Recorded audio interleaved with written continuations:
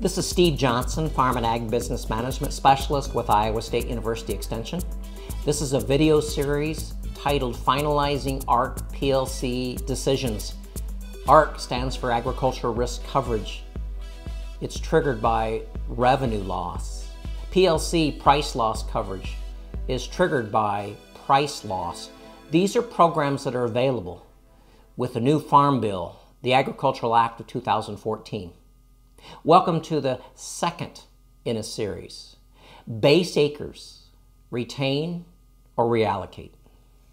When we look at ARC PLC, step back.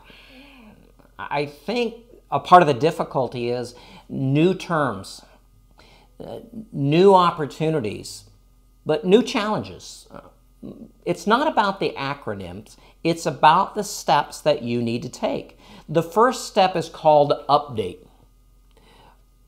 Would you like to update your base acres on a farm? We call this retain the base acres or reallocate the base acres. And/or would you like to update the yields on the farm? The old yields are referred to as CC or counter-cyclical yields. The new yields can be created using the 2008 through 2012 actual yields on the farm. So again, the first step is called update, and the signature of the landowner will be required, and that includes the cash rent landowner on many farms.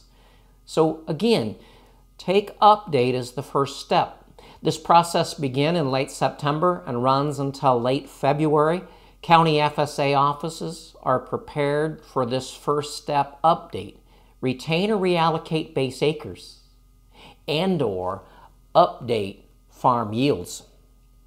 The second step is called election. This process begins in mid-November and runs until late March, but notice, in order to elect, you must first determine the base acres and yields on the farm that you're actually electing. It'll be the current producer on the farm that will make the decision regarding the election, but in a crop share arrangement, both the producer and the landowner will be signing appropriate forms, so they'll both be involved. Again, the election is for an ARC or PLC program, ARC-CO, ARC-IC, or PLC, by FSA farm number, and that commitment is over a 5-year period, beginning with the 2014 crop and ending in 5 years with the 2018 crop.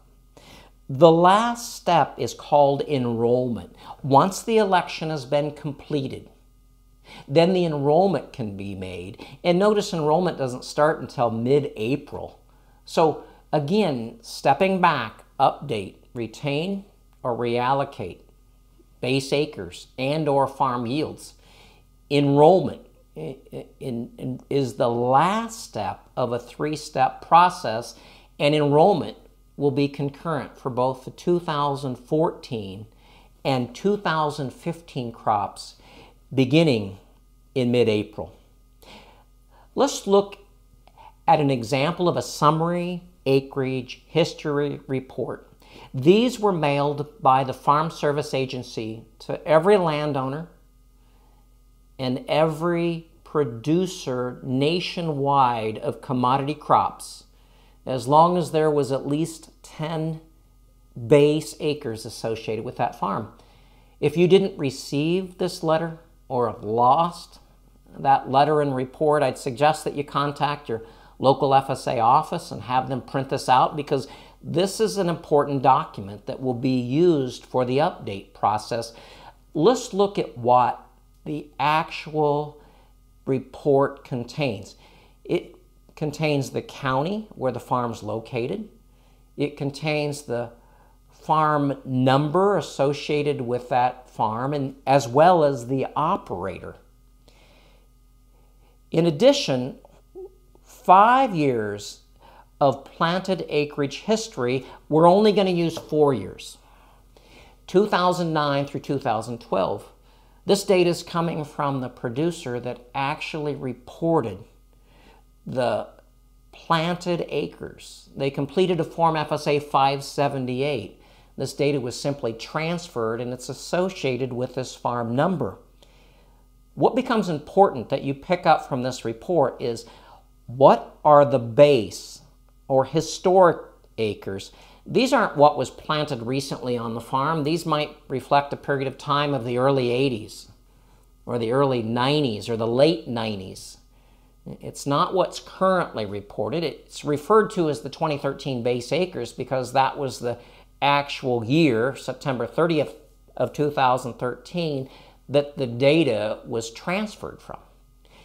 There's 160 base acres on this farm. I want to compare these base acres to what the planting history or what was planted on that farm in 2009, 2010, 2011, and 2012. This data from this report is simply transferred to a base reallocation tool. That's what FSA calls this. It's free. It's listed on the FSA website. It's an Excel spreadsheet. So where you see the yellow cells is where you're entering the number. It's farm number 2566. It has a farm effective cropland of 160 acres. That's called the old base. Notice the left-hand column. You simply input from the report how many base acres of corn, 70, how many base acres of oats, 20, how many base acres of beans, 70. A total of 160 base acres. And remember, if you reallocate base acres, you cannot create new base. Then you input what commodity, crops, and the planted acres annually for 2009 through 2012.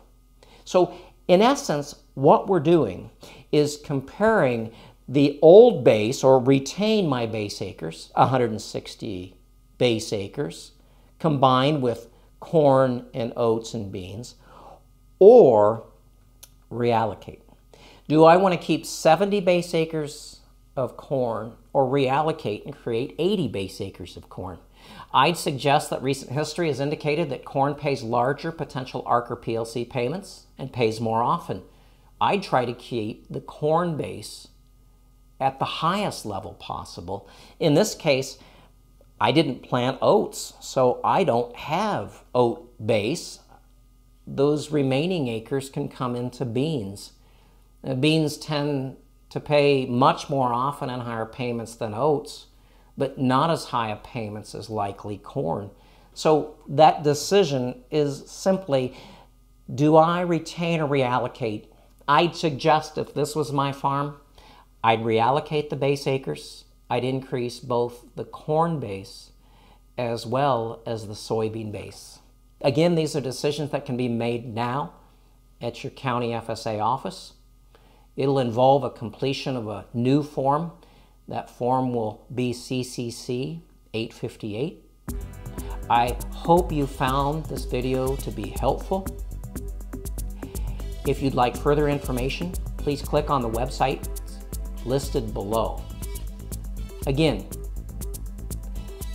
I want to wish you good luck as you finalize your ARC PLC decisions for your farm or farms.